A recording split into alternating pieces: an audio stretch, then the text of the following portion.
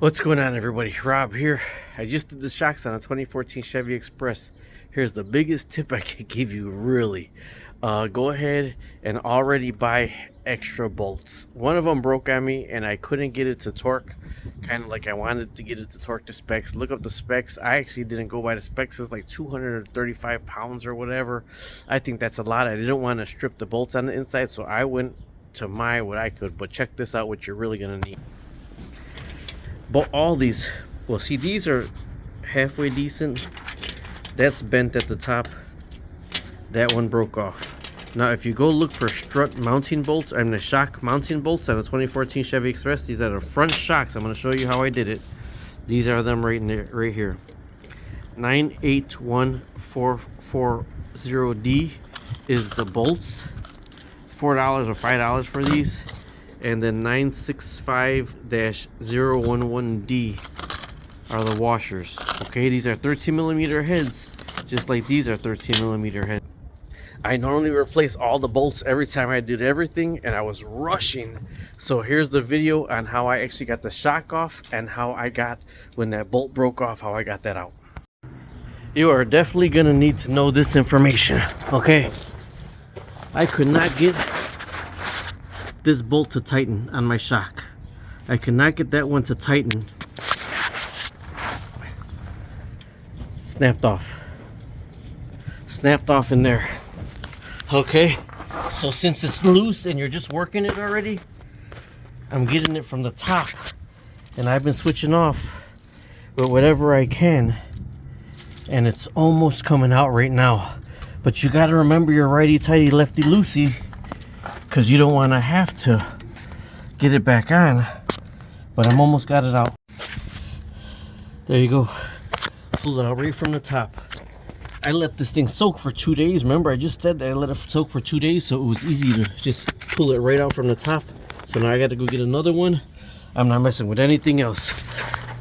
Okay, upcoming is the video of how I got the shocks off, but I just explained it. It's pretty self-explanatory. You do need a third jack or a second jack after you have it framed up, because you do have to move the A-arms kind of up and down in order to get the shock in place. So you are going to need an extra jack for that. Okay, I'm editing this video now. What I didn't show you, what I forgot to say, is I have 3 jacks. So I normally support the middle frame with 2, but this time I just did it with 1 and put the jack stands.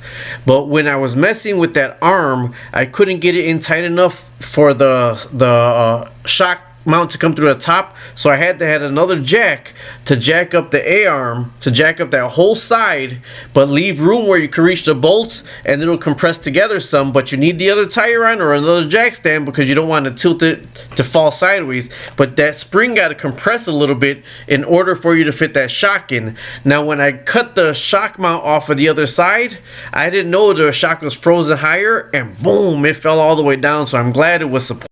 Alright, this is changing the shocks on Chevy Express 1500. This is what I used. What was that, 13mm socket, a sawzall, and PB Blast. Not PB Blast, CRC knocker loose, okay? So what I did is, for like 2 days before I came under here, there's a bolt you gotta take off right there, 2 of them, see? So for 2 days, I sprayed the top of the bolts. In there, I sprayed the top of the bolts with knocker loose for 2 days, so this way it got time to marinate and set in there.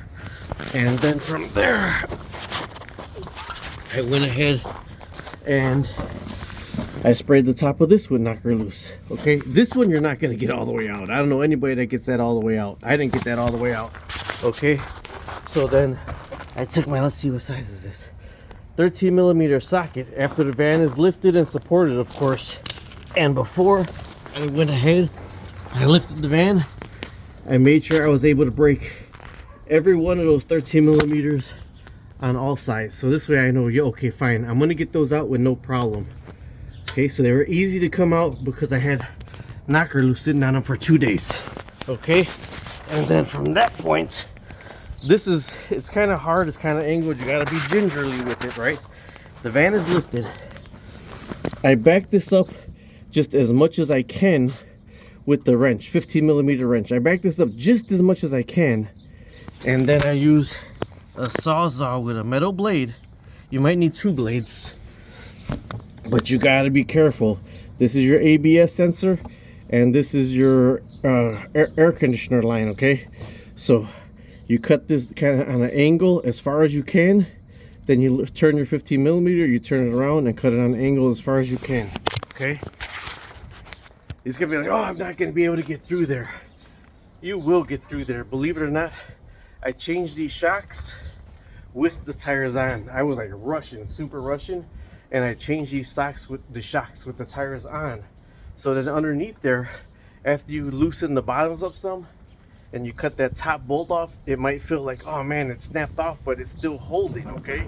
Just put the sawzall and kind of go across the top, and then take the bottom bolts out, and then it'll fall right out. It'll fall right out through there. Let me show you where. It'll fall right out through there. It'll come out. Now here's the one thing that happened to that side. On my passenger side, I had the whole van lifted like this, and I didn't have enough room to cut. There wasn't as much room to cut on this side.